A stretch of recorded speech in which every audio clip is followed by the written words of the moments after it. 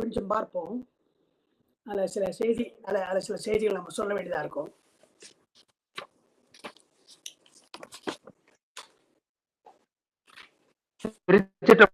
திருவடி வணக்கிறேங்க ஐயா.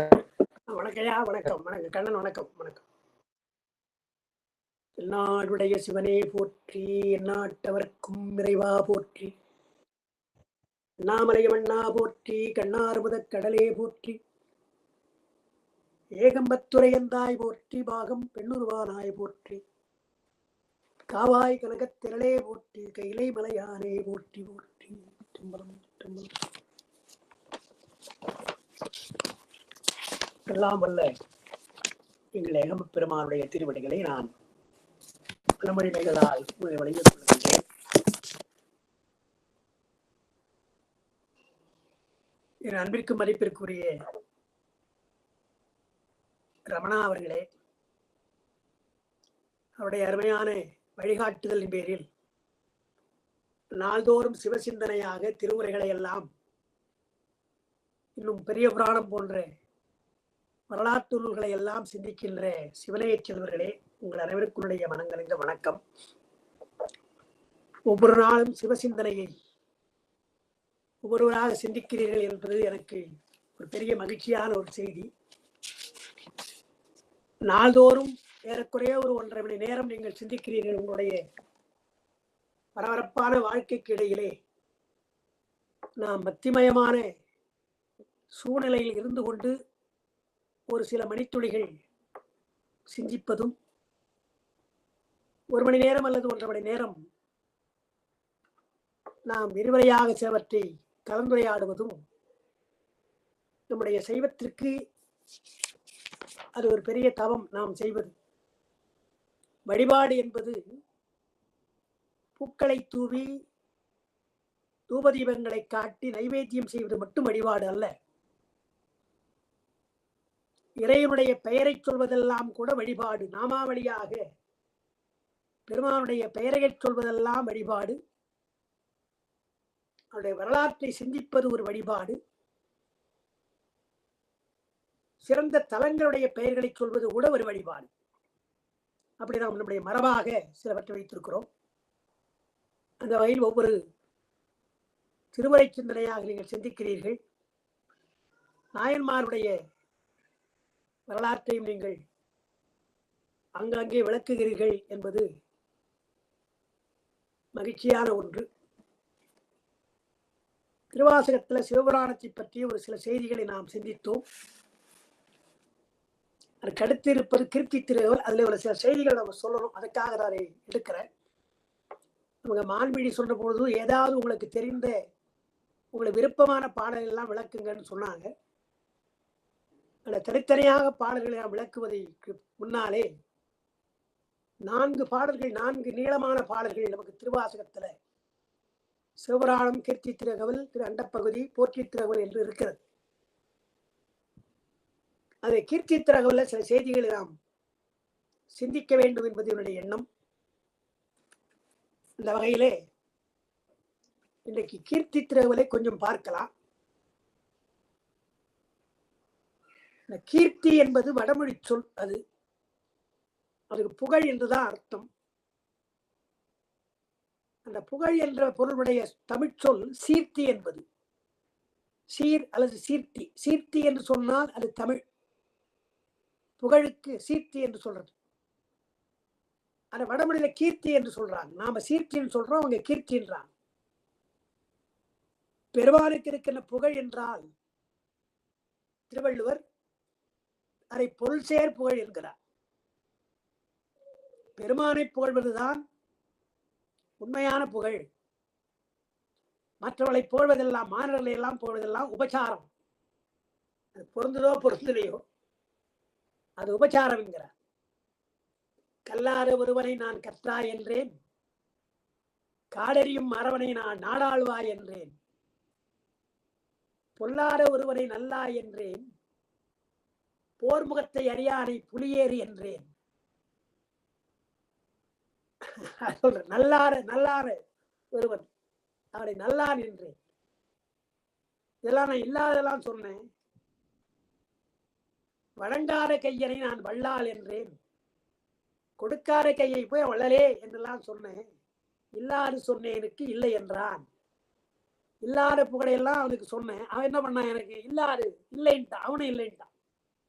இல்லாது சொன்னேனுக்கு இல்லை என்றால் யானும் என் குற்றத்தால் ஏகின்றேனே என்று மானிடர்களை புகழ்ந்து அதனால் பரிசு பெறாமல் வருந்துகின்ற பாடல்கள் எல்லாம் புலவர்கள் பாடியிருக்கிறார்கள்.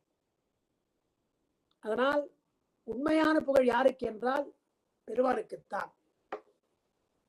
அதனால் அதை பொருள் சேர் புகழ் என்று வள்ளுவர் சொன்னார். இருள் சேர் இருவினையும் சேரா, இறைவன் பொருள் சேர் புகழ் புரிந்தார் மாட்டுனார். அந்த புரிதல் என்று சொன்னால் தமிழ்ல 2 பொருள். இடைவிடாமை என்று ஒரு அர்த்தம், விரும்புதல் ஒரு அர்த்தம். அப்ப புகழ் புரிந்தார், பொருள் சேர் புகழ் புரிந்தார் என்றால் பெருமானை இடைவிடாது விரும்பி புகழ்தல். அதான் வள்ளுவர் சொல்றார். ஒரு நாள் அல்ல, 2 நாள் அல்ல, இடைவிடாமல் பெருமானை புகழ வேண்டும், விரும்பி புகழ வேண்டும், அவர் மேலே பற்றுக்கொண்டு புகழ வேண்டும் என்கிறார். அதுபோல் மாணிக்க வாசக பெருமான் அவருடைய புகழையெல்லாம் இங்கே தொகுத்து சொல்லுகிறார். இந்த அவருடைய புகழை தொகுத்து சொல்ற பொழுது பெருமானுடைய பெருங்கருணை, முடிவில் ஆற்றல், இதெல்லாம் நமக்கு புலப்படும். 8 குணங்கள்ல பெருமானுக்குரியது முக்கியமாக பேரருள் உடைமை, பெருங்கருணை. அடுத்தது முடிவில் ஆற்றல், ஆற்றல் உடையவன், பேரறிவு உடையவன், இன்பத்தை தரக்கூடியவன். இதெல்லாம் 8 குணங்கள்ல நம்ம சிறப்பா சொல்றோம். அந்த புகழை சொல்ற பொழுது பெருமான் எவ்வளவு கருணையோடு இருந்திருக்கிறான், எளிவந்த பிரானாக இருந்திருக்கிறான் என்பதைத்தான் இங்கே சொல்ல போகிறார். அதை கொஞ்சம் முதல்ல படிப்போம், அதற்கு பின்னால சில செய்திகளை நாம் சொல்வோம். எடுத்தவுடனே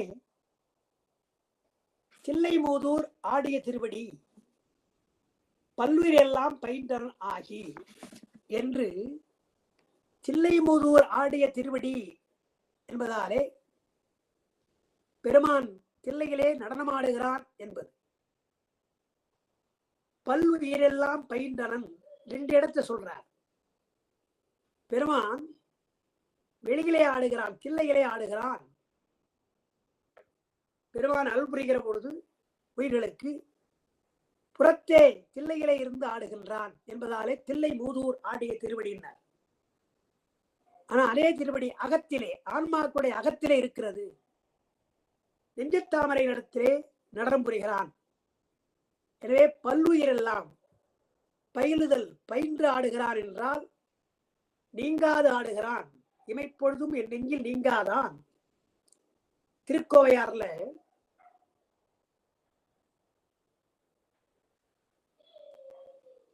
சிறைவான் புனல் தில்லை சிற்றம்பலத்தும் என் சிந்தையுள்ளும் உறைவான். பெருமானை சொல்ற பொழுது சிறைவான் புனல் தில்லை சிற்றம்பலத்தும் என் சிந்தையுள்ளும் உறைவான் என்று சொன்னார். அதுபோல இங்க தில்லையிலே ஆடுகின்ற திருவடி பல்லுயிரெல்லாம் ஆடுகின்றது, பயின்றனாகி என்று சொல்றார். அதனால பல்லுயிரெல்லாம் பயின்றனாகி தில்லைமூதூர், அவன் ஆடுகின்ற இடம் பழைய தில்லை, அம்பலத்திலே ஆடுகிறான். ஆடிய திருவடி என்பதனாலே ஊன்றிய திருவடியும் தூக்கிய திருவடியும் நாம் எண்ண வேண்டும். பெருமான் ஊன்றிய திருவடியால் மறைக்கிறான். ஆன்மாக்களுக்கு மறைப்பை செய்வது ஊன்றிய திருவடி, திரோதானம். மறைத்த பின்னால் தான் அருளை தர முடியும். எனவே தூக்கிய திருவடி. பொதுவாக என்ன சொல்வாங்க, ஒரு காலை ஊன்றினால்தான் இன்னொரு காலை எடுக்க முடியும் நமக்கெல்லாம். அதை பெருமான் காட்டுகிறான். அவனுக்கு எப்படி வேணாலும் ஆடலாம், ஊன்றாவலே காலையில தூக்கி ஆடலாம், அந்தரத்துல ஆடலாம். ஆனால் அவர் என்ன சொல்றார், ஒரு காலை ஊன்றினால் தானே உன்னால் இன்னொரு காலை தூக்க முடியும். அதுபோல் உன்னை மறைத்தால் தான் உனக்கு அருள முடியும். உன்னை மறைக்கவில்லை என்றால், உனக்கு மறைப்பு இல்லை என்றால் அருள் தெரியாது. மாயா காரியங்களால் பெருமான் மறைக்கிறான். உலகப் பொருளை எல்லாம் காட்டி நம்மை மறைக்கிறான். பின்னால் அவையெல்லாம் பொய் என்று அறிவித்து மெய்ப்பொருளை நாடுகிறோம் அல்லவா, அப்பொழுது அருளுகிறான். எனவே அவனுடைய ஆடல் இருக்கு இல்லையா, அந்த ஆடல் பெருமானுடைய தில்லைகளை ஆடுகின்ற நடனம் இருக்கு இல்லையா, அது எதை குறிக்கிறது என்றால் ஐந்துடலை குறிக்கிறது. மொத்தமா சொல்வாங்க, மொத்தமாக ஐந்துடலை சொல்வாங்க. அதாவது அந்த துடி இருக்கு இல்லையா, உடுக்கை, அது தோற்றத்தை சொல்லுகிறது, தோற்றம். அபயகரம் காத்தலை சொல்லுகிறது. சங்காரத்தை சொல்வது அனல் ஏந்திய கை. மறைப்பை சொல்வது ஊன்றிய திருவடி. அருளலை சொல்வது தூக்கிய திருவடி என்று 5 தொழிலுக்கும் 5 இடங்களை சொல்வாங்க. மாணிக்கவாசகர் என்ன செய்தார், அதெல்லாம் சொல்லாம தில்லை மூதூர் ஆடிய திருவடின்னு தான் சொன்னார். திருவடின்னு ஏன் சொன்னார்னா, மறைத்தல்ல படைத்தல் காத்தல் அழித்தல் அடங்கிடும். பெருமாளுடைய 5 தொழிலை மறைத்தல் அருள் என்ற 2 தொழிலா சொல்லலாம். அந்த மறைத்தல்ல படைத்தல் காத்தல் அடித்தல் என்ற 3 பொருளும் அடங்குகிறது. எனவே ஒரு திருவடி மறைத்தல், அருள் என்பது தூக்கிய திருவடி. எனவே திருவடியிலேயே அந்த 5 தொழில் அடங்குகிறது என்ற குறிப்பை பந்தம் வீடு என்பதை பெருமான் செய்கிறான். மறைப்பினாலே பந்தத்தை செய்கிறான், அதை வெளிப்படுத்துவதாலே அருளை செய்கின்றான் என்று தில்லை மூதூர் ஆடிய திருவடி பல்லுயிரெல்லாம் பயின்றனன் ஆகி என்று வருது. அதனால என்ன சொல்றார் பெருமான், தில்லைகளே நடனமாடுகின்ற 5 தொழில் இருக்கு இல்லையா, 5 தொழில் அதுல படைத்தல் காத்தல் அழித்தல் என்பதெல்லாம் சடப்பொருளுக்கு என்றும், மறைத்தல் அருளல் என்பது உயிர்களுக்கு என்றும். 5 தொழில் செய்தாலும் தனுகரண புவன போகங்களை படைக்கிறான், அவற்றை காக்கிறான், அவற்றை அழிக்கிறான். அப்ப சடப்பொருள் எல்லாம் அவன் படைத்து காத்து அழிப்பது. நாம் உயிர்களுக்கு அவன் செய்வது மறைப்பும் அருளும் தான். மறைத்தலும் அருளும் உயிருக்கு செய்கிறான், எல்லா உயிர்களுக்கும் செய்கிறான்.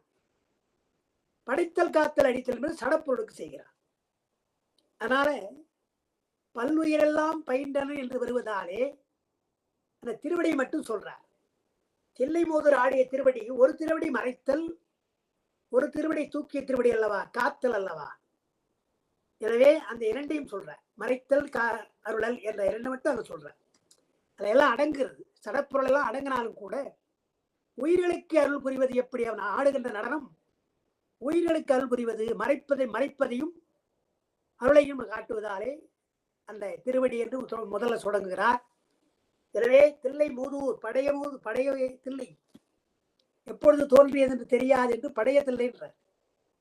பழந்தில்லையாக இருக்கின்ற அந்த ஊர்ல பெருமான் ஆடுகிறான். ஆடுவது உயிர்களுக்காக, உயிர்களுக்கு அருள் புரிவதற்காக என்று முதல் வகையாக கீர்த்தியை சொல்ற பொழுது அவருடைய புகழ் என்ன என்றால், பாசத்திலே கிடைக்கிற ஆன்மாக்களை எல்லாம் அவன் திருவடிக்கு சேர்த்துக் கொள்ளுகிறான். அதற்காக அவன் ஆடுகிறான், 5 தொழில் செய்கிறான். சிவபுராணத்தில் நள்ளிரவு நட்டம் பயின்றாடும் நாதன் அதுபோல் இடைவிடாமல் நடனம் ஆடுகிறான் என்ற அந்த செய்தியை இங்க முதல் கீர்த்தியாக, முதல் புகழாக சொல்லுகிறார். பல்லுயிரெல்லாம் பயின்றனன், தில்லை மூதூர் ஆடிய திருவடி பல்லுயிரெல்லாம் பயின்றனன் ஆகி பல்குணம் எண்ணில் பல்குணம் எழில்பெற விளங்கி மண்ணும் பெண்ணும் வானோர் உலகம், அப்புறம் துண்ணிய கல்வி தோற்றி வழித்தும் என்று வருது. அந்த எண்ணில் பல்குணம் பெருமானுக்கு இருக்கின்றது ஆற்றல். குணம் என்றால் ஆற்றல். அது எழில் பெற என்றால் எழுச்சி பெறன்னு அர்த்தம். எழுச்சி பெறும்படியாக அந்த எல்லையில்லாத நல்ல குணங்கள், அந்த எண்ணில் பல்குணம் எழில்பெற விளங்குகிறது என்றால், பெருமான் படைக்கின்ற பொருள்களில் எல்லாம் குணம் இருக்கிறது. 3 குணம் பெருமானுக்கு இருப்பது அருட்குணம். ஆனால் பொருள்கள் இருக்கல, அவன் படைத்த பொருள்கள் அவைகளெல்லாம் 3 குணம். மாயா காரியங்களுக்கெல்லாம் 3 குணம். அது சாத்விகம், ராஜசம், தாமசம் என்ற குணம். அந்த சாத்விக, ராஜச, தாமசம் என்ற அந்த குணங்கள் எல்லாம் விளங்கும்படியாக எண்ணில் பல்குணம் எழில்பெற விளங்கி அவருடைய ஆற்றல், பெருமானுடைய சக்தி எப்படி இருக்கிறது? குணம் என்றால் இந்த இடத்துல ஆற்றல் வைத்துக்கணும். பொருள்கள் எல்லாம் 3 குணங்கள் உடையதா இருக்கிறது.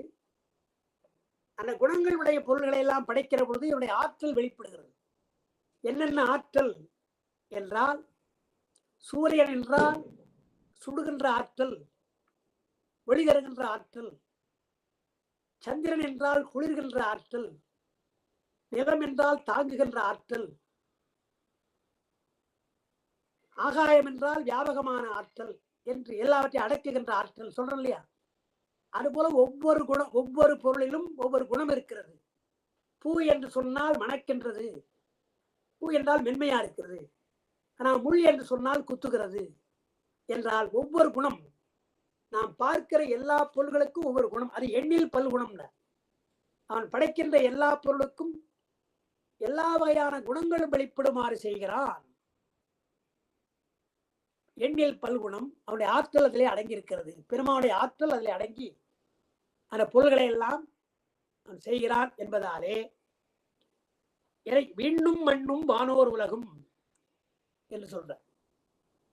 விண் மண் என்று சொன்னதனாலே 5 பூதங்கள், ஆகாயம், காற்று, தீ, நீர், நெருப்பு என்ற விண்ணும் மண்ணும் விண்ணும்.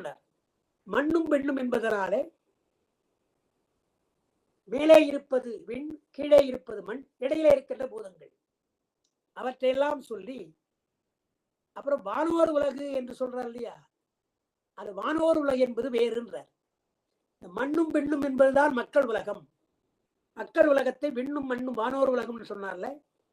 மண்ணும் பெண்ணும் என்பது மக்கள் உலகம், நமக்கு இருக்கிற உலகம். வானோர் உலகம் அது தனி, அதையும் சேர்க்கிறார். மண்ணும் பெண்ணும் வானோர் உலகம். அப்புறம் துண்ணிய கல்வி தோற்றியும் அழித்தும் என்னுடைய இருளை ஏறத் துறந்தும் அடியார் உள்ளத்து அன்பு மெய்தூர குடியாக் கொண்ட கொள்கையும். அந்த விண்ணும் மண்ணும் வானோர் உலகம் தோற்றியும் அழித்தும். உலகத்தை எல்லாம் தோற்றுகிறான், அதை அழிக்கிறான். அப்புறம் துண்ணிய கல்வி, அதை தோற்றுகிறான், அழிக்கிறான் என்றால் பெருமான் உயிருக்கு உள்ள அறியாமையை நீக்குகிறான். கல்வியினாலே அறியாமையை நீக்குகிறான், அறியாமை அழிக்கின்றான். கல்வியை தோற்றுவிக்கிறான் என்றால் அறிவை தோற்றுவிக்கிறான் என்பது பொருள். அதனால மண்ணும் பெண்ணும் வானோர் உலகமும்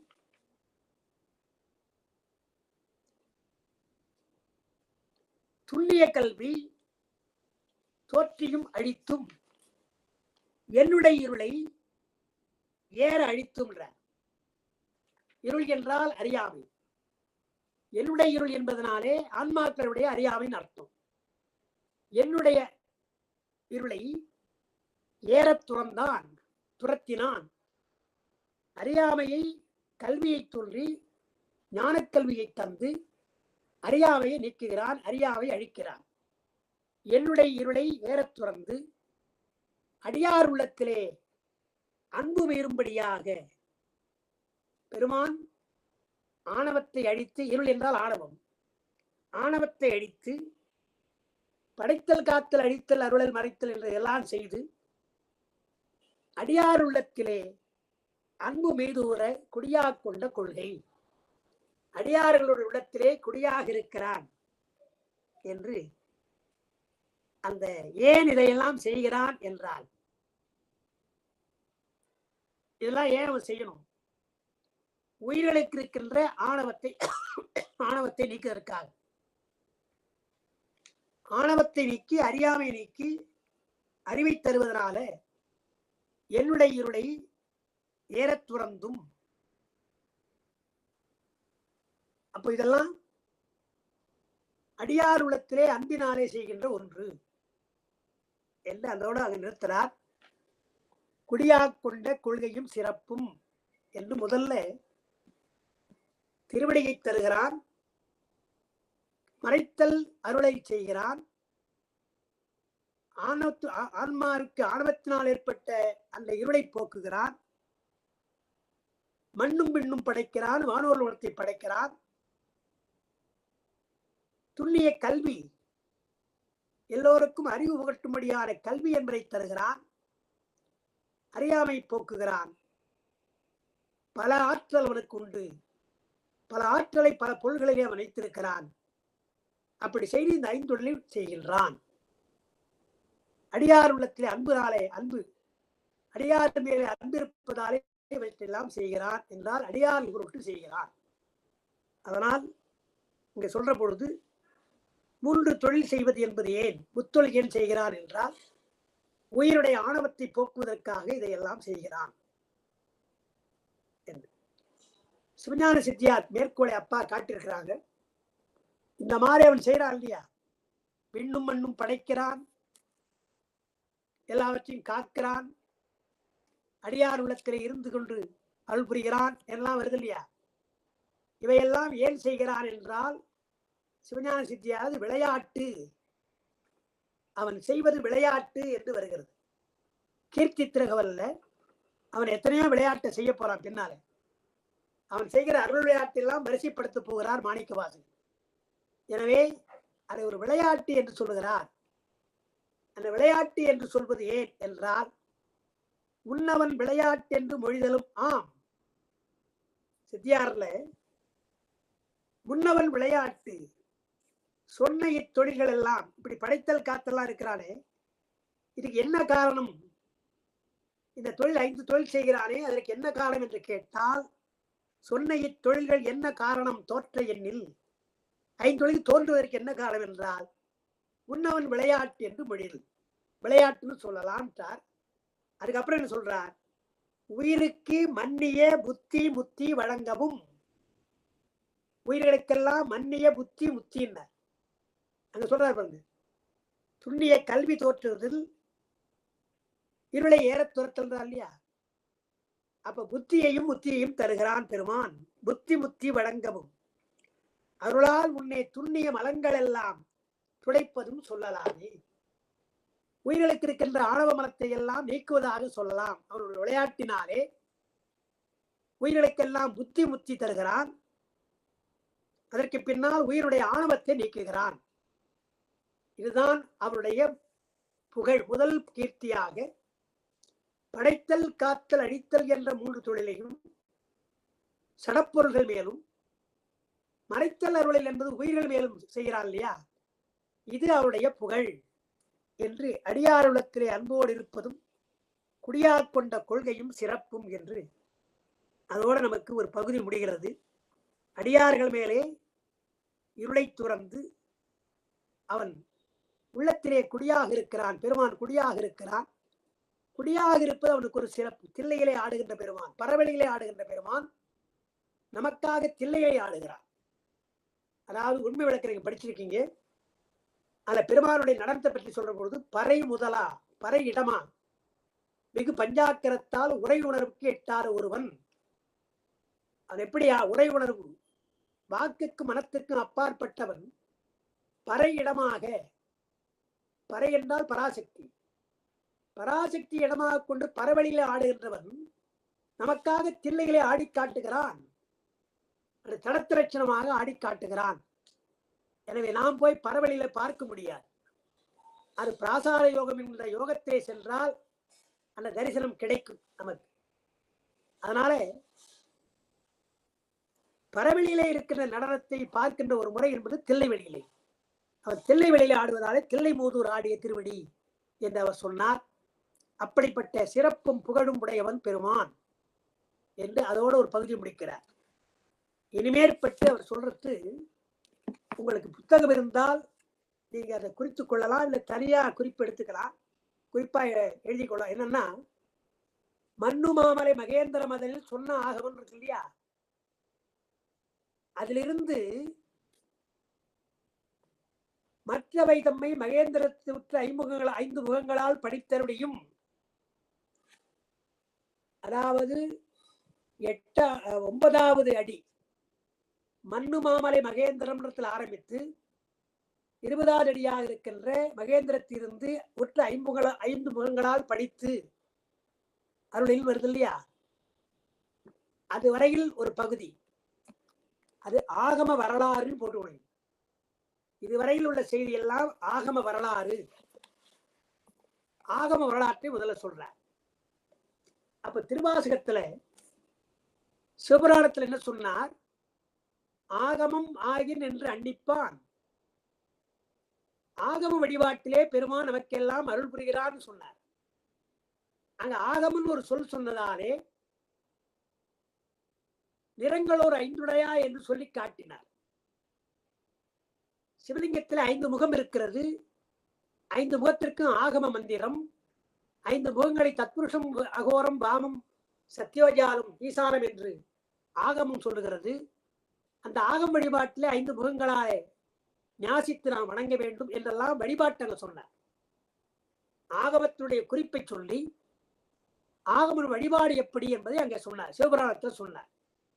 சொல்லிட்டு ஆகமம் சொல்லுகின்ற பதமுத்தி, பரமுத்தி, அபரமுத்தி எல்லாம் சொன்னார். இதெல்லாம் நம்ம அங்க பார்த்தோம். ஆகமத்தில் சொல்ற விஷயம் எல்லாம் அங்கே அவர் சொல்லி இருக்கிறார். ஞானகுருவாக வந்து அருள் புரிவான் என்றனாலே பெருமாள் ஞானகுருவாக வந்தார், ஈர்த்தென்னை ஆட்கொண்டான், கோகழி ஆண்ட குரு குருமணி என்றெல்லாம் அவர் சொன்னார். எல்லா ஆகம செய்திகளை சுருக்கமாக அங்கே சொன்னார். இனி ஆகமம் என்றால் என்ன, ஆகமம் எப்படி நமக்கு கிடைத்தது என்பதைத்தான் நீங்க சுருக்கமாக, ரொம்ப விரிவா சொல்லல, சுருக்கமாக இவர் சொன்னதால் தான் 4ஆம் நூற்றாண்டிலே மாணிக்க வாசகர் சொன்னதாலே 5ஆம் நூற்றாண்டிலே வந்த திருமூலர் ஆகம சிறப்பு என்று தனியா சொல்றார். 3000 பாட்டும் ஆகம சாரம். 9 ஆகமங்களுடைய சாரம் தான் 3000 பாட்டு மந்திரம். அதுல வேத சிறப்பு, ஆகம சிறப்பு என்றெல்லாம் அவர் சொல்லுகிறார். அதுல ஆகம சிறப்பு, ஆகமம் வந்த வழியை அவர் சொல்றார் என்று பார்க்கிறோம். இப்ப அதைதான் நம்ம எடுக்கணும். முதல்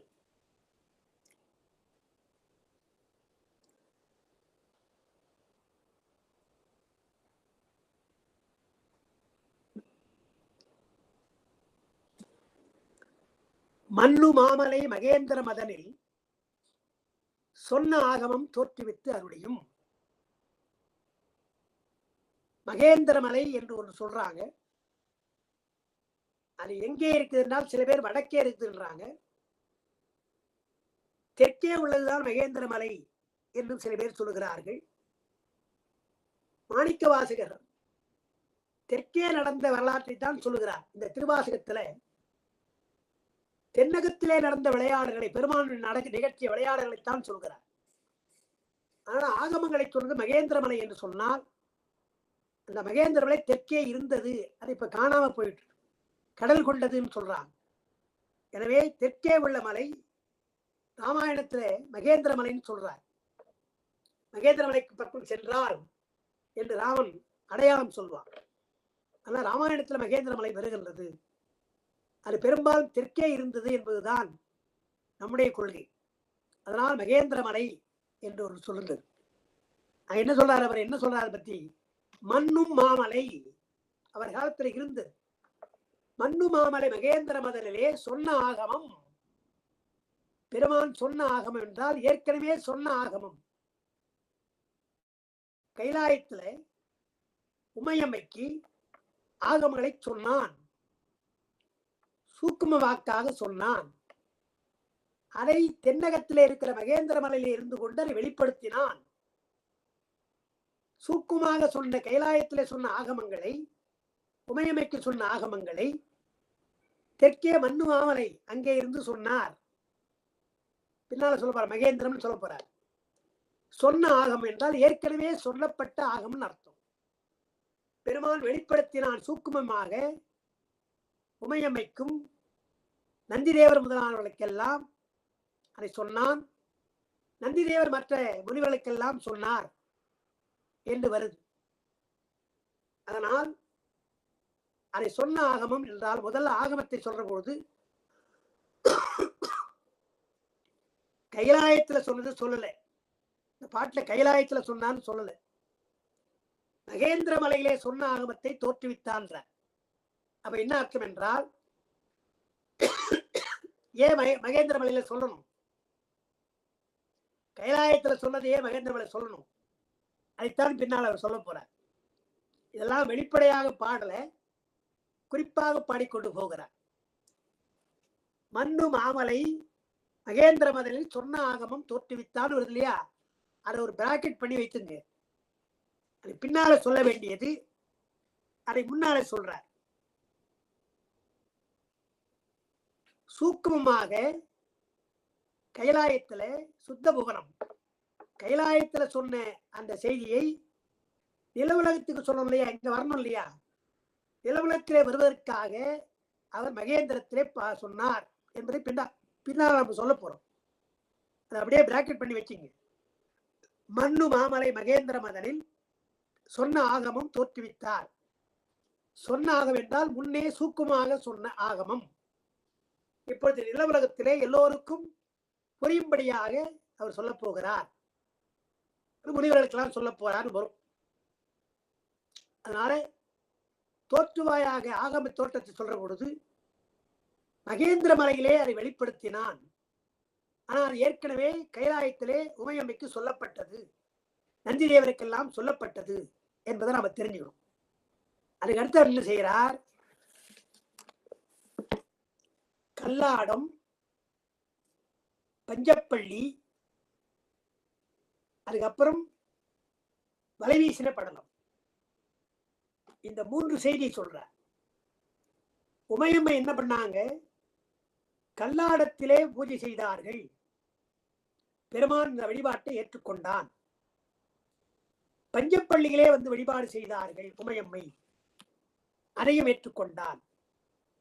அதற்கு பின்னால் வலைஞர் மகளாக உமையம்மை சென்றாள். வலைஞர் மகளாக அவனுக்கு சென்றாள்.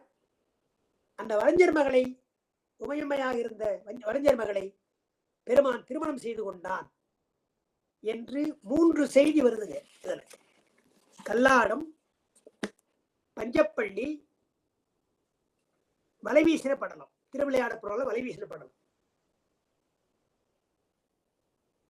அதுல ஏன் அப்படி வருது என்றால், மாணிக்க வாசகர் முறையாக வரலாறாக சொல்லாம அந்த குறிப்பை சொல்றதுனால கல்லாடம் பஞ்சப்பள்ளி என்ற அந்த 2 நம்ம ஏன் சொல்லுகிறான்னு பார்க்கிறோம். கைலாயத்துல ஆகமங்களை உமையம்மைக்கு சொல்லிக் கொண்டிருக்கிறார் பெருமான். அப்ப அந்த அம்மா என்ன பண்றாங்க, நிறைய ஆகமம், நாம 28 ஆகமம் சொல்றோம் இல்ல, நிறைய எண்ணில் ஆகமன்றார் பெரிய புராணத்தை சேர்க்கிட. அந்த எண்ணில்லாத ஆகமங்களை சொல்லுகின்ற பொழுது உமையம்மை கொஞ்சம் அலட்சியமாக இப்படி திரும்பினாங்களாம். அது சொல்லிக் கொண்ட பொழுது அப்படி லேசா அப்படி திரும்பினாங்களாம். வகுப்புல இருக்கிற மாணவர்கள் கொஞ்சம் அப்படி திரும்புவாங்க இல்லையா, ஒரே அடியா பாடத்தை கேட்கிற பொழுது கொஞ்சம் சோர்வு வரும். சோர்வு வர பொழுது கொஞ்சம் அப்படி திரும்புவாங்க இல்லையா, அதுபோல உமையம்மை திரும்பினாங்களாம். திரும்பின உடனே பெருமானுக்கு கோபம் வந்துடுச்சு. உயர்ந்த விஷயத்தை நான் சொல்றேன், என்ன அலட்சியமா அப்படி திரும்புறையே என்று சொல்லி கோபித்துக் கொண்டு என்ன செய்தார், நீ போய் என்னை பூசிக்க வேண்டும் என்று அனுப்பினார். நீ செய்கிற இந்த அலட்சியத்திற்கு, ஆகமங்களை கேட்காத அலட்சியம் இருக்கு இல்லையா, இந்த அலட்சியத்திற்கு நீ நில உலகத்திலே சென்று பூசிக்க வேண்டும். ஏன்னா அங்க பூஜை பண்ண முடியாது. உமையம்மையா இருந்தாலும் சரி, இந்திரனா இருந்தாலும் சரி, சந்திரனா இருந்தாலும் எல்லாம் இங்கதான் வரணும். திருமால் பிரம்மன் எல்லாம் இங்கதான் வந்து பூஜித்தார். எனவே பூலோகம் தான் பூஜிப்பதற்குள்ள இடம். எனவே உமையம்மையும் இங்கே வருகிறாள். உமையம்மையும் இங்கே வருகிறாள் என்று சொல்ற பொழுது எந்த இடம் என்றால், முதல்ல தோன்றிய இடம் இருக்கு இல்லையா, அது கல்லாடம். கல்லாடத்திலே அந்த அம்மா பூஜை பண்ணாங்களாம். கல்லாடத்தில் கலந்து இனிதருளி நல்லாளோடு நயப்புற ஏதினார். அவர் செய்த விளையாடல்ல உமையம்மை கல்லாடத்திலே பெருமானை வழிபடுகிறாள். அந்த வழிபாடு முடிந்தவுடனே பெருமான் மழுகிறார்.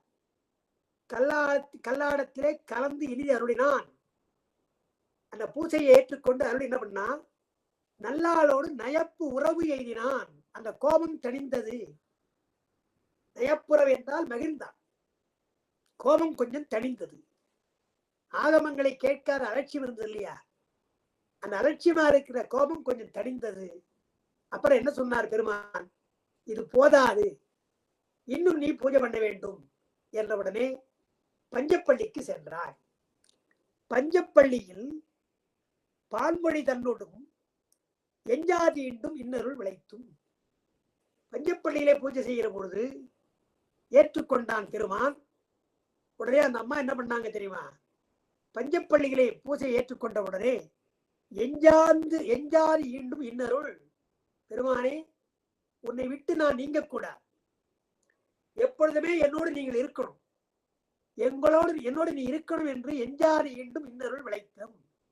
சரி, நான் இப்படி தருகிறேன் என்று பஞ்சப்பள்ளிகளே செய்த பூசைக்காக பெருமான் மகிழ்ந்து என் பக்கத்திலே நீ இருக்கலாம், பிரிய வேண்டாம் என்று சொன்னார் என்பது இரண்டாவது இடம்.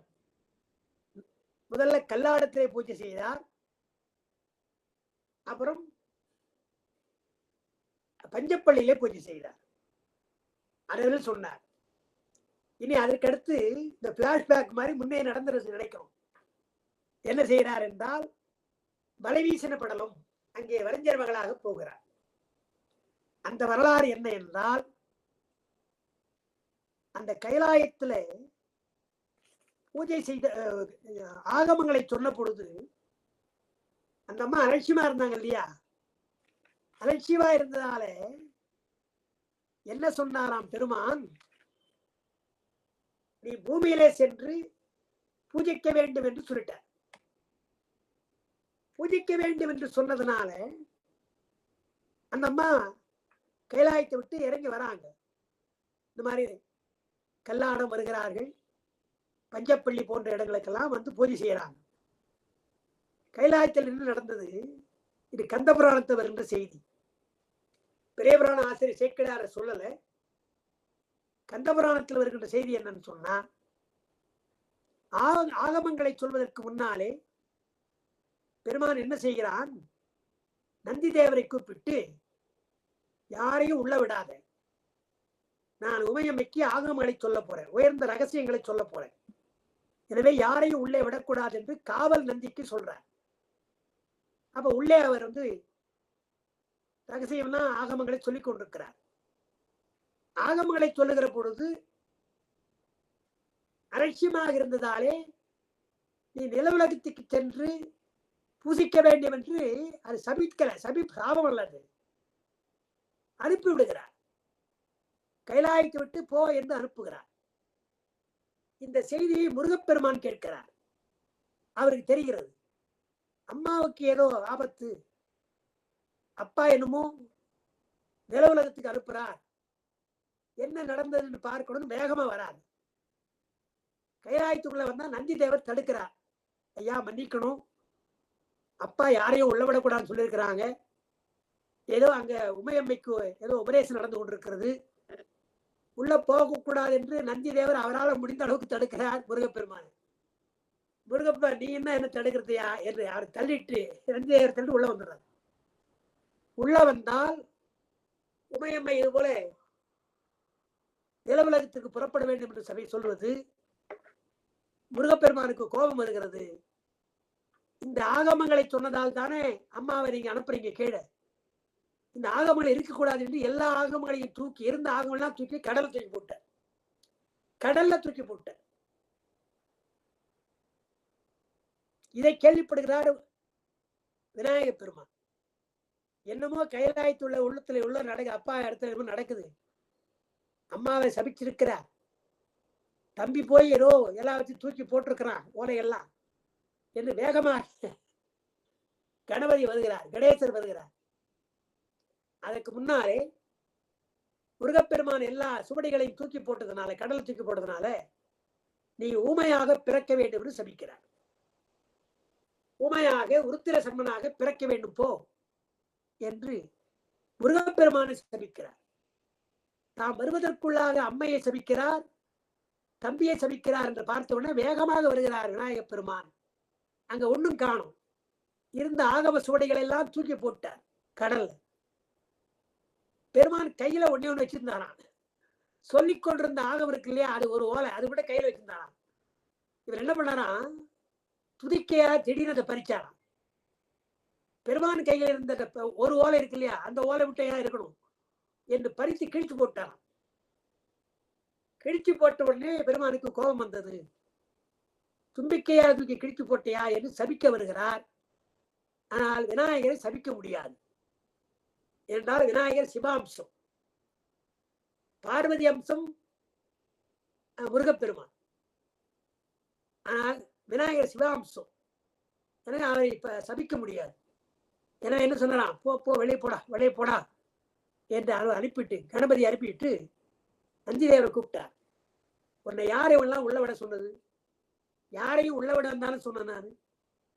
நீ முருகப்பெருமான், ஐயா நான் எவ்வளவு சொல்லி பார்த்தேன் கேட்கல, அது எப்படி உன்னுடைய காவலை மீறி வருவான்?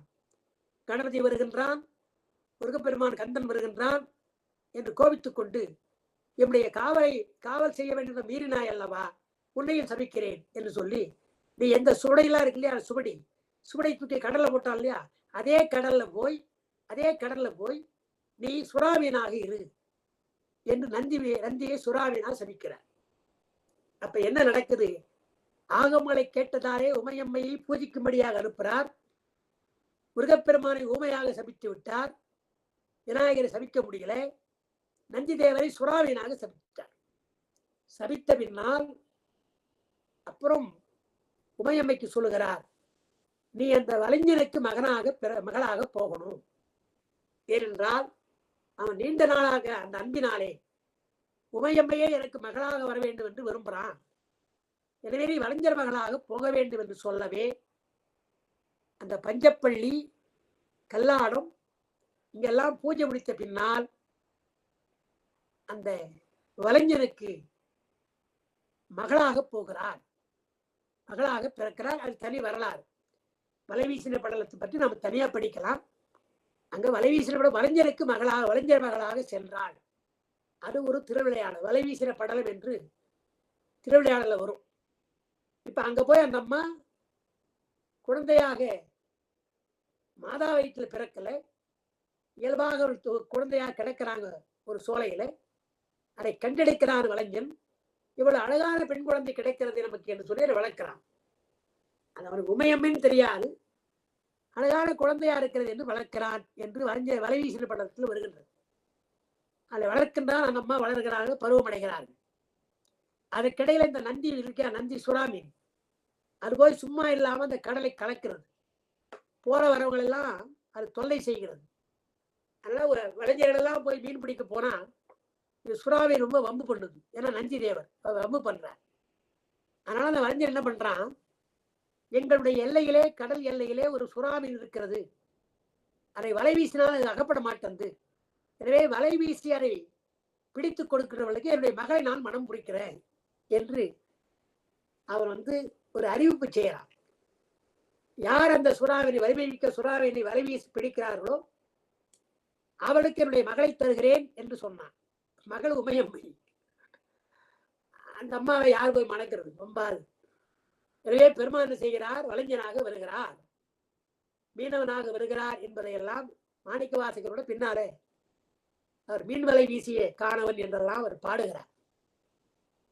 மீன் மேல வீசுகின்ற ஒரு கிராதராக வருகிறார், வேடனாக வருகிறார், வலைஞனாக வருகிறார். அதுதான் அங்க எடுத்து சொல்றார். என்ன சொல்றார், பஞ்சப்பள்ளியில் பான்மொழி தன்னுடும் எஞ்சாதி இண்டு இன்னொரு விளைக்கிறார். அப்புறம் கிராத வேடமுடு கிஞ்சுகவாயவள் விராவு கொங்கை நற்றடம் படிந்தும். கிராத வேடம்னா வேடனுள்ள வேடம், மீனவர் வேடம். மீனவர் வேடமாக கிஞ்சுகவாய், கிஞ்சுகம் என்று முள்முறுக்குன்னு சொல்லுவாங்க, ஒரு சிவந்த ஒரு பூவை பூக்கின்ற முள்முறுக்கு, அது போன்ற சிவந்த வாயை உடைய உமையம்மையை பிராவு கொங்கை நற்றடம் படிந்தான். அந்த வலை வீசி சுறாமரை பிடித்த பின்னால் அந்த வலைஞர் என்ன பண்றான், என்னுடைய மகளை நீங்கள் திருமணம் செய்து கொள்ளுங்கள் என்று பெருமானுக்கு திருமணம் செய்கின்றார். எனவே கிராத வேடமோடு இந்த விராவு கொங்கை நற்றடம் படுகிறார் என்றால் உமையம்மையை மணக்கிறார் பெருமான். அது மட்டுமல்ல, கேவலராகி கெளிர்து படுத்தான். வேடராக வலைஞராக சென்று, கெளிறு என்றால் மீன் அர்த்தம், இந்த இடத்துல சுறாமீன் அர்த்தம். சுறாமீனை பிடித்தார், கெளிரது படித்து மாவேட்டாகி ஆகமும் வாங்கினார். இந்த சுறாமீன் என்ன பண்ணுச்சு, முருகப்பெருமான் தூக்கி போட்ட அந்த ஆகமங்களை எல்லாம் விழுங்கி வச்சது, வாயில விழுங்கி வைத்துக் கொண்டு வைத்தது. எனவே இப்பொழுது ஆகமத்தை பறிப்பதற்காக அந்த சுறாமீனை பிடிக்கிறார். அதாவது நந்தியாக இருக்கிற சுறாமீனை வலை வீசி பிடிக்கிறார் பெருமான். அது வயிற்றுக்குள்ளே இருக்கின்ற ஆகமத்தை வெளியே எடுக்கிறார். மாவேட்டாகிய ஆகமம் வாங்கினார். கேவேடாகி கிளிரது படுத்து மாவேட்டாகிய ஆகமம் வாங்கியும். அப்புறம் என்ன செய்யறார்? மற்ற அவை தம்மை மகேந்திரத்திலிருந்து. அப்ப முதல்ல சொன்னார் பாருங்க, மண்ணு மாமலை மகேந்திரம் அங்க இணைச்சிக்கணும். அதுதான் பிராக்கெட் பண்ண சொன்னேன். இவ்வளவு செய்திகள் நடந்த பின்னால் வலை வீசி நந்தி தேவர் சுறாமீனாக இருந்தார். அந்த சுறாமீனை பிடித்து ஆகமங்களை வாங்கிய பின்னால் அந்த ஆகமத்தை என்ன செய்தார்? மகேந்திரத்தில இருந்து சொன்ன ஆகமத்தை தோற்றுவித்தார். யாருக்கு சொன்னார் என்றால் அங்க வருது பாருங்க, மற்ற அவை தம்மை மகேந்திரத்திலிருந்து உற்ற 5 முகங்களால் படித்தருளினார். 5 முகங்களினாலே ஈசான தத்துவ 4 முகம், 4 முகத்தினாலே அவர் செய்தது 5 ஆகமங்கள். ஈசான முகத்தினாலே 8 ஆகமம் என்று 28 ஆகமங்களை வெளிப்படுத்தினார். அந்த 28 ஆகமங்களை 5 முகங்களிலும் அந்த கௌதமர் அகத்தியர் போன்றவர்கள்லாம் கேட்கிறார்கள் என்று 5 முனிவர்கள் அதை கேட்டார்கள் என்று வருகின்றது. அதனால் மற்றவை தம்மை மகேந்திரத்திலிருந்து உற்ற 5 முகங்களால் படித்தருளினார் என்று 5 முகத்தினால் சொன்னார் என்று வருது இல்லையா? அந்த 20வது அடி வரையில் நமக்கு ஆகம வரலாறு என்று வைத்துக் கொடும். அந்த ஆகம வரலாறு சுருக்கமாக இங்கே சொல்லப்படுகிறது என்று வைத்துக்கணும். இந்த ஆகமங்களை 5 முகங்களிலே என்று சொல்லி ஒவ்வொருத்தராக சொன்னார் என்பது ஆகம சிறப்பை பற்றி சொல்ற ஒரு விஷயம். அது அங்கே விளக்கத்தில் எழுதுறாங்க. சத்தியோஜாரம் முதலாக சொல்லப்பட்டவை என்பது சொல்ற பொழுது கௌசிக முனிவர், அப்புறம் காசிப முனிவர், பாரத்துவாசர், கௌதம முனிவர், அகத்திய முனிவர், இந்த 5 பேருக்கும் 5 முகங்களால் சொன்னார். கௌசிக முனிவர், காசிப முனிவர், கௌதம முனிவர், பாரத்வாச முனிவர், அகத்திய முனிவர் என்று 5 முனிவர்களுக்கு சொன்னார் என்று உரையில் எழுதுறாங்க. உற்ற 5 முகங்களால் படித்தருளினார். இந்த 5 பேருக்கும் 5 முகங்களினாலே ஆகமங்களை சொன்னார் என்பதோடு உங்களுக்கு ஆகம வரலாற்றை சுருக்கமாக சொல்லியிருக்கிறார். உமையம்மை கேட்டது, அதனால் கல்லாடம் பஞ்சப்பள்ளியிலே பூஜை செய்தது, வலைஞர் மகளாக போனது, சுறாமீனாக நந்தி தேவர் போனது, முருகப்பெருமான் தூக்கி போட்ட கடலிலே தூக்கி போட்ட அந்த ஆகமத்தை உள்ளே வாங்கி விழுங்கி வைத்துக் கொண்டிருந்தது. பின்னால் இந்த வலை வீசி அந்த ஆகமத்தை மீனையும் பிடித்தார், ஆகமத்தையும் வாங்கினார். அதை மகேந்திர வலையிலிருந்து மீண்டும் சொன்னார். 5 பேருக்கு சொன்னார். உமையம்மையை மணந்து கொண்டார். வலைஞர் மகளாக சென்ற உமையம்மையை மணந்து கொண்டார் என்ற செய்தி இதுல வருது இல்லையா? அதனால இதிலேயே நமக்கு எவ்வளவு திருவிளையாடல் வருது. வலைவீசின படலம் என்பது ஒரு திருவிளையாடல். ஆகமங்களை எல்லாம் மகேந்திர மலையிலே சொன்னார் என்று ஒன்று. கல்லாடம் பஞ்சப்பள்ளியிலே பெருமான் உமையம்மையினுடைய வழிபாட்டை ஏற்றுக்கொண்டார் என்பது. இதெல்லாம் அவருடைய கீர்த்திகள், அவருடைய புகழ் என்று அதுவரையில் நாம் முதல் பகுதியாக கீர்த்தி திறவுகளை பார்க்கணும். இதற்கு பின்னால் இன்றைக்கு நமக்கு நேரமில்லை. இன்றைக்கு நம்ம திங்கள், வியாழன், வெள்ளியில பார்க்கிறோம் இல்லையா? அப்போ ஆகம சிறப்பு என்பதை திருமூலர் எப்படி சொல்லுகிறார்? அதைத்தான் இவர் சொல்ல போறார், சொல்லியிருக்கிறார். இங்க மற்றவை தம்மை மகேந்திரத்திலிருந்து ஒற்ற 5 முகங்களால் சொன்னார், சுருக்கமா சொன்னார். அந்த சுருக்கமா சொன்னதை விளக்கமாக திருமூலர் எழுதுகிறார். ஆகம சிறப்பு, அந்த ஆகம சிறப்பை பற்றி நாம் வியாழக்கிழமை தொடர்ந்து சிந்தித்தால் திருவாசகத்துல சொல்லுகின்ற அந்த கீர்த்தி திறவுகளை சொல்லுகின்ற ஆகம குறிப்புகளை எல்லாம் பின்னாலே விரிவாக ஒரு வரலாறாக திருமந்திரத்தில் அவர் சொல்லுகிறார் என்பதை நாம் இணைத்து நாம் சிந்திக்கலாம் என்று கூறி இந்த ஆகம வரலாறு என்பதை சுருக்கமாக சொன்னதோடு இன்றைக்கு நான் கீர்த்தி திறவுல அந்த 20 அடிகள் அதோடு நான் இன்றைக்கு நிறைவு செய்கிறேன். அன்பர்களுக்கு ஏதாவது சந்தேகம் இருந்தால் கேட்கலாம், கலந்துரையாடலாம். இல்லை என்றால் நாம் வாழ்த்து சொல்லி நிறைவு செய்யலாம். மணி 9:30க்கு மேல ஆயிடுச்சு. சொல்லுங்க.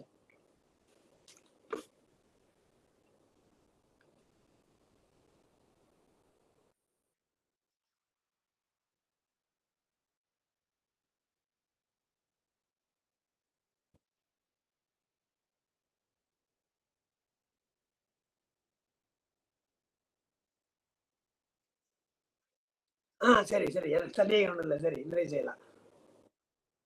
ஒரு வாழ்த்து பார்த்து சொல்லுங்க.